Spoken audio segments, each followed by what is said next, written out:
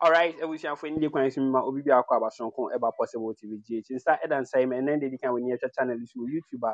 The best also be brand wa share video no amana kwa we share no like wa comment wa subscribe ya no share content no. And also I recommend the channel no amoni ebi so videos ni. Ahwebu sia me no kasa audio ba ko bi add drop. In the question me person me say wadaje. Yenko tie say me audio. Reading the things, and I'm going to share with you, these Ponkoma's interactions with him, Gabi Ochre, Dako, and Kukuba. When I think there's something I have to say about Professor Frimpong Boateng. He's a heart surgeon, a particularly good one. If there are 5 in the world, he may be one of them.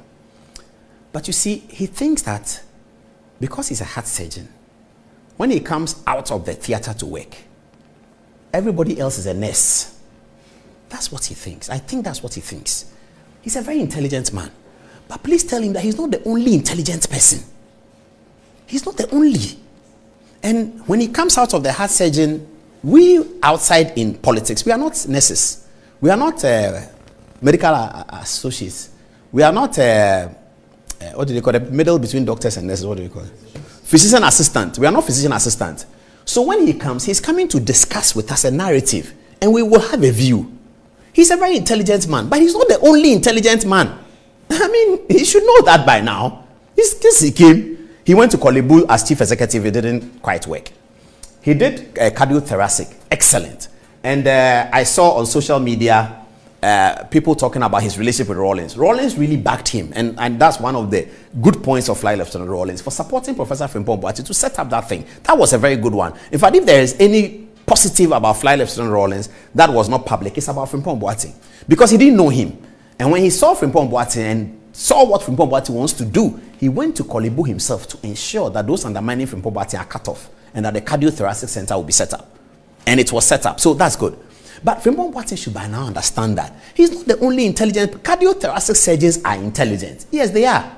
Police officers too are intelligent. DCOPs, they are very intelligent. Military people are intelligent. Bankers are intelligent. Lawyers are intelligent. Judges are intelligent. Some journalists may be intelligent.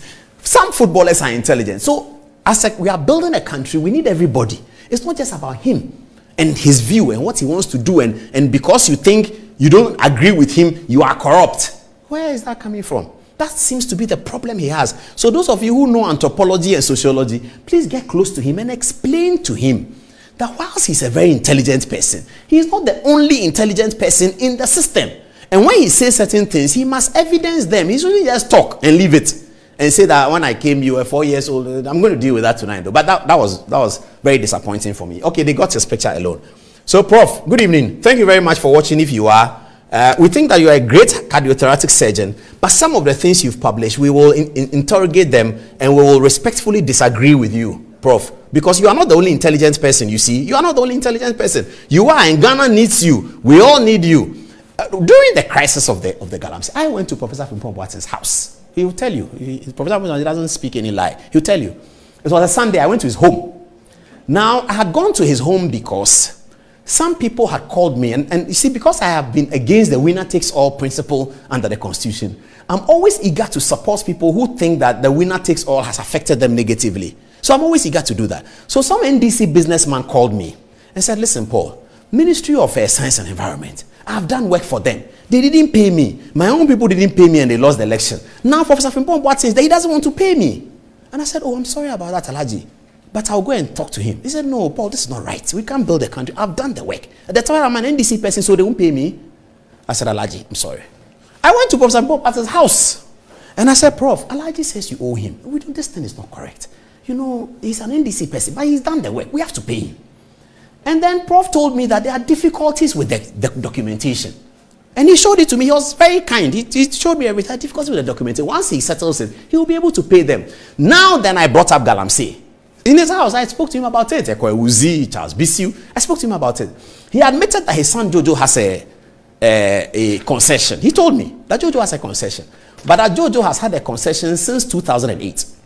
And I told him nicely, Prof, but is it not curious that Jojo got his concession in 2008 and he's only able to implement the concession when you have become, his father, have become Minister of Environment? And he said, no, but Jojo does clean mining. I said, I agree with that. I can believe that Jojo does clean mining. But it's a bit curious, Prof, that he got a concession in 2008 and never used it. and began to use it only when you have become Minister of Environment? I asked him that question. So that's my encounter with him. I did that. Prof, you remember I came to your house and that Sunday we had that conversation. He told me that rice and egg stew is very good. It's healthy. I remember he told me that as well. And then he told me about how he does church in his house every Sunday. He doesn't go to church. And we talked about all of that. So yes, I understand his passion against Galamsey. I understand it. But he also must understand that when he says something and somebody rebuts, he has to look at the document and provide evidence. And stop the beating about the bush that you're a small boy and somebody in your village says you are doing Galamsey. All those kinds of things. It's not necessary. Okay, now let's get to the story. Let's bring back the Opon Kroma. Let's get to the story and do the Opon Kroma one. It's 13 past 12. We'll finish very soon. Okay, is it going to come? Yeah, it's going to come. Okay, great. All right.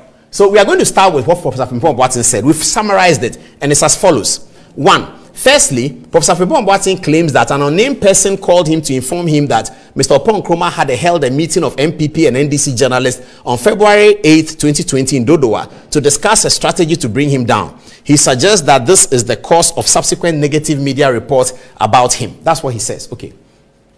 Secondly, he claims that on the 13th of February 2020, Kojo Opon Kroma started his brief to the cabinet with a report on Frimpong and missing excavators. He creates an impression that this brief to cabinet was a deliberate and sinister act targeted at him. I mean, I'm going to deal with this later, but I don't understand this. If something is targeted at you, you will not be sitting there when it is said. And if you are in the, respectfully, Prof, what you are saying, I'm not sure. You are sitting down in the cabinet. Information Minister gives a briefing to the cabinet. Right away, the president will switch to you, Professor Frimpong, what do you have to say about it? So why is that bad? If it is said behind you, if he comes and you are not there, he goes to say something, but you are sitting in the cabinet, you are there. And then they say, Information Minister, give you a briefing. And I understand that Information Minister gives a briefing to cabinet at every cabinet meeting about what is happening in the country in terms of media. He does that. That's his work. He does all the time. So he stands up at cabinet meeting. Information Minister briefer. He says, Frimpong and the missing excavators is a story we need to look at. And then he goes through the rest of the story. Then you sit in cabinet and say that he's against you. But you are there, so you can raise your hand. Mr. President, what he said is not true. After all, it's a battle of ideas. That's what it's about. Why does he feel that Frimpong Opon Kroma saying something about him when in his presence is a problem? I don't even get it. But anyway, let's move on. Thirdly, he claims that on media appearances after 2020 election, Mr. Opon Kroma had mentioned that the effect of the fight against illegal mining contributed to the MPP's performance. Again, he creates the impression that this was a sinister attempt to blame him for the fortunes of the MPP in some mining communities. I'm not sure whether Opon Kroma was blaming him, but the point Opon Kroma stated, according to us, is a fact. Yes, mining communities, they don't vote for MPP. MPP lost parliamentary seats in mining communities. Is that not a fact? Mreku Duka, the Deputy Minister of Lands, a very popular MP, almost lost. Like he won by the skin of the teeth. He's extremely popular in the place. He lost tiny skin of the hair. That's how he won it. So it is true that MPP's fortunes was affected by illegal mining. How is that against him?